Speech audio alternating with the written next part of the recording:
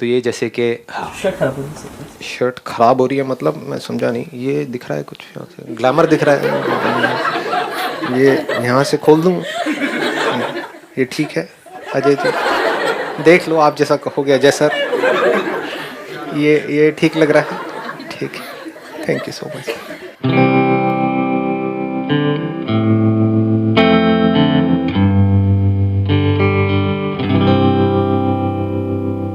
आप में से कितने हैं जो स्कूल्स में पढ़ाते हैं और कितने जो कॉलेज स्टूडेंट्स को पढ़ाते हैं? ओके, द टॉपिक इज कि जो आप कर रहे हैं, चाहे स्कूल में पढ़ा रहे हैं चाहे कॉलेज में पढ़ा रहे हैं, वहीं पर और पढ़ाने के अलावा what else can be do? आप पीटी सर हैं if I am not wrong? नहीं सर, मैं प्राइमरी टीचर हूँ। अच्छा, आप प्राइमरी टीचर हैं, हाँ ठीक है सर। मैं एक सरकारी स्कूल में प्राइमरी टीचर हूँ। तो अच्छा। मैंने बच्चों से पूछा कि बेटा आप अपनी पर्सनैलिटी से, अपने रंग रूप से कौन कौन खुश है? तो उस टाइम मेरी क्लास में 32 स्टूडेंट थे, उनमें से 31 स्टूडेंट्स थे, उन्होंने ये कहा कि सर हम खुश नहीं है। किसी ने कहा मेरा नाक लंबा है, तो मैंने उनकी काउंसलिंग की कि बेटा सैफ अली खान को देखो आप। किसी ने कहा मेरा कलर डाउन है, तो मैंने कहा आप अब्दुल कलाम को देखो। तो ऐसी बहुत सी चीजें हैं हम जो पढ़ाई के अलावा कर सकते हैं, और जो उनके अंदर कॉम्प्लेक्स है, जो हीन भावनाएं हैं, उन्हें हम निकाल सकते हैं। क्योंककि अगर हम नहीं निकालेंगे तो फिर आगे जाकर के उनके जो सक्सेस के जो मार्ग है उनमें वो बाधा बनेगी। Excellent, let's give a big hand for him. बहुत बढ़िया, please have it. This is something very very interesting, क्योंकि हम कई बार क्या होता है डे टू डे लाइफ में इतने एंटेंगल्ड हो जाते हैं कि अपना काम काम काम काम, ऊपर से pressure pressure pressure pressure, deadline deadline deadline, यही सब चल रहा होता है ना, कि इस टाइम तक ये हो जाना चाहिए, अभी एग्जाम आ रहे हैं, अभी ये चेकिंग हो रही है, ये हो रही है। इतना हम इन्वॉल्व हो जाते हैं कि हम भूल ही जाते हैं कि हम जी क्यों रहे हैं। क्या सिर्फ काम करने के लिए? काम क्यों करते हैं? पैसे के लिए। पैसे से क्या होता है? पेट भरता है। क्या सिर्फ इसलिए जी रहे हैं? वो तो जानवर भी जी रहे हैं, जानवर भी अपना पेट तो भर ही लेते हैं ना। तो हम में और जानवरों में फर्क क्या है? क्या हम किसी तरीके से ऐसा, I am 100% sure without a shadow of doubt, जो मैं आप सबकी आंखों में देख रहा हूं, कि क्या हम सबके अंदर ये डिजायर है या नहीं है कि हमारी वजह से किसी की लाइफ बेटर हो जाए? ये डिजायर है, लेकिन हम कितना कर पाते हैं ये? अगर हम सच बोले अपने आप से तो बहुत कम। क्यों? क्योंकि हम अपना डे टू डे लाइफ में एंटेंगल्ड हो जाते हैं, उलझ जाते हैं डे टू डे पेटी इश्यूज में। कोई बंदा बैठा है, वो आपको अननेसेसरी ऊपर से बैठ करके टॉर्चर कर रहा है, कुछ उल्टा सीधा बोल रहा है, आपका मूड खराब कर रहा है, आप सही भी कर रहे हो तब भी आपकी गलतियां निकाल रहा है। कोई है अपनी प्रमोशन के लिए आपको नीचे गिरा रहा है, आप जो अच्छा कर रहे हो वो कोई देख नहीं रहा है, जरा सा आपने कुछ कर दिया तो आ करके आपकी धज्जियां उड़ा दी, है ना। ये सब चीजें हो रही हैं जो अभी आपको बिग इश्यूज लग रहे हैं। In reality these are just petty issues. आज से 20 साल बाद आपको याद भी नहीं रहेगा ये सब बातें। क्या याद रहेगा? कि मैंने किसकी लाइफ टच करी, सिर्फ माइंड के लेवल पे नहीं, दिल से। तो अगर हम अपना ध्यान ये समझ लें कि जिनको बिग इश्यूज समझ रहे हैं वो एक्चुअल में बहुत ही छोटी चीज है हमारी लाइफ में, वो इंपॉर्टेंट नहीं है। मतलब वो चीजें होती रहेंगी अपने लेवल पे, वहां पे बात चलती रहेगी, ये चलती रहेगी, लेकिन उसकी वजह से हम अपना मूड खराब ना करें। क्योंकि जहां आपका मूड खराब हुआ, अब आप क्या अच्छा करोगे बच्चों के लिए? जैसे अगर आप इसको, मेरी बात की गहराई को अगर आप पकड़ पाए, आप लोगों का खुश होना बहुत जरूरी है, इतना जरूरी है जिसकी कोई हद नहीं है। क्योंकि जो इंसान खुश होता है वो कभी किसी के साथ गलत नहीं कर सकता। क्या ऐसा पॉसिबल है कि आप कहो कि मेरा आज मूड बहुत ही अच्छा है, मैं तुझे मार करके, तेरे छोटे छोटे टुकड़े करके फिर तुझे खाऊंगा? इट्स नॉट पॉसिबल, है ना। ये सब थॉट्स कब आते हैं माइंड में? आ जाते हैं जी, कई बार शादीशुदा लोगों के माइंड में आ जाते हैं। बहुत हो गए, ये चीजें होती हैं। लेकिन कब होती है? जब हमारा मूड खराब होता है। जब मूड अच्छा होता है तो तब तो जो कहोगे मैं करने के लिए तैयार हूं। सो आप लोगों का मूड अच्छा होना, आपका खुश होना अपनी लाइफ से बहुत जरूरी है। आप दुखी किस वजह से होते हो, अगर आपको ये समझ आ जाए, जिन भी वजहों से आप हो रहे हो, सब छोटी मोटी चीजें हैं। बड़ी चीज क्या है? किन वजहों से आप खुश हो सकते हो। छोटी चीजें क्या है? अपने आप को औरों से कंपेयर करोगे कि यार टीचिंग का मैं इतना अच्छा काम कर रही हूँ सोसाइटी में, या कर रहा हूँ, और मेरी सैलरी क्या है, और मेरा वो दोस्त कॉर्पोरेट वर्ल्ड में है, उसकी सैलरी क्या है। यही सब चीजें है ना। हाँ, देख लो क्या हो रहा है। ये सब छोटी मोटी चीजें हैं। सैलरी ज्यादा है कम है, that is not important. Important क्या है? आप कितने लोगों की लाइफ टच कर पा रहे हो, और आपके पास तो इतनी तगड़ी अपॉर्चुनिटी है। मतलब अगर आप मेरी नजर से देखोगे तो इससे बेटर कोई प्रोफेशन हो नहीं सकता अगर किसी ऐसे इंसान के लिए, अगर वो दिल से खुश रहना चाहता है तो। क्योंकि आप बच्चों के कांटेक्ट में हो, कॉर्पोरेट वर्ल्ड में आप खच्चरों के कांटेक्ट में हो, सारे फ्रस्ट्रेटेड। एटलीस्ट ये बच्चे फ्रस्ट्रेटेड नहीं है। जहां आप हल्के से खुश हुए, आप कभी नोट करना, आपका मूड अच्छा हुआ, बच्चे और खुश हो जाते हैं। अरे आज तो मजा आ गया, मैम का मूड अच्छा है। होता है ना ये चीज। हाँ, लेकिन अगर आप कॉर्पोरेट वर्ल्ड में हो, चाहे आप कितना मर्जी कमा रहे हो, वहां अगर आप खुश हुए ना, आप सोच नहीं सकते आसपास में, क्योंकि हो सकता है आप लोगों को पता ना हो, because you are not from the corporate world, कि वहां अगर आप खुश हुए, क्योंकि बच्चे तो है नहीं आपके आसपास में जो खुश हो जाएंगे आपको देख करके, जरूर कोई गड़बड़ चल रही है, जरूर कोई गेम चल रहा है। तो वहां पर खुश हो पाना is almost next to impossible. खुश होने के लिए कुछ ऐसा चाहिए होता है जिसके हम खुशी के कांटेक्ट में हो। जैसे नेचर के अगर आप कांटेक्ट में रहोगे तो आपके हेल्दी रहने के चांसेस ज्यादा हैं, या नेचर से बहुत दूर, कोसों मील दूर जो खा रहे हो वो अननेचुरल, रह रहे हो पॉल्यूटेड एनवायरनमेंट में, ये वो व्हाटएवर, तो हमारी हेल्थ सफर करेगी। ऐसे ही जो नेचुरल हमारी स्टेट है जो बचपन में थी, उससे हम जितना दूर होंगे उतना ही दुखी होने वाले हैं। तो कॉर्पोरेट वर्ल्ड में बचपन कहाँ है जी, वहां तो 55 साल के सारे हैं। मतलब बाहर से दिखा रहे हैं अपने, कुछ अंदर से कुछ बचा नहीं है उनके। बच्चों की स्माइल देख लो, there is an honesty in that, there is something natural in that. बड़ों की स्माइल भी अगर आप देखोगे तो वहां पे एक अननेचुरल आपको एक फीलिंग आ रही होगी। कई लोग तो हंस रहे होते हैं तो देख करके सीधा अंदर से आता है, क्या चाहिए सीधा बोलना। हाँ, ये ना, वहां पर कितनी मिलावट हो गई है। पोल्यूशन का मतलब क्या है? मिलावट। नेचर में मिलावट मतलब पोल्यूशन। तो आप एक इतने अच्छे एनवायरनमेंट में हो जो ना आपको किसी मंदिर में मिल सकता है, ना मस्जिद में, ना किसी कॉर्पोरेट वर्ल्ड में, ना दुनिया के किसी कोने में। वो मिल सकता है सिर्फ और सिर्फ बच्चों के कांटेक्ट में।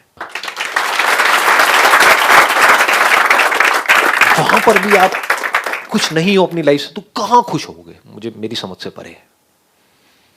मतलब you have got so many reasons to be happy. I am not too sure आप लोग कितने इस बात से कनेक्ट कर पा रहे हो, नहीं कर पा रहे हो, क्योंकि बार बार आप लोगों के माइंड में यही आ रहा होगा, नहीं आपको पता नहीं है, एक बार हमारी जगह पर आ करके देखो। यहाँ पर बैठ करके बोलना तो बड़ा ये होता है, वो होता है, व्हाटएवर। Hello sir. सर, आपने, मुझे नहीं पता औरों की लाइफ चेंज की है कि नहीं की, लेकिन मेरी लाइफ और मेरी बेटी की लाइफ ज़रूर चेंज की है। और वो अभी कॉलेज में आई है और she is got a 96% in medical. और वो सिर्फ आपकी वजह से हुआ, क्योंकि उसको मैंने आपकी वीडियोस में 4 साल से देख रही हूँ और 4 साल से मुझे एक बात समझ आ गई कि कोई भी बच्चा हो, चाहे वो स्कूल का हो, चाहे वो मेरा खुद का स्टूडेंट हो, उसको इतना खुला छोड़ो कि उसको ये पता चल जाए कि ये करूँगा तो ये गलती मैंने की है, वो अपनी रिस्पॉन्सिबिलिटी खुद ले सके। हम टीचर्स क्या करते हैं कि हम उनकी कमियां तो उनको एहसास करा देते हैं, लेकिन जहाँ पे उनको अप्रिशिएट करना होता है वहाँ पे हम बैक ऑफ कर जाते हैं कि हमारी वैल्यूज कम ना हो जाए। Let's give a big hand for thank you very much. बहुत बढ़िया। हाँ, आप बोलिए। इन्होंने प्लीज बोल दिया तो मैं कुछ बोल नहीं सकता। सर, मैं छोटे बच्चों से डील करती हूँ, 3 to 4 years जो ओल्ड होते हैं।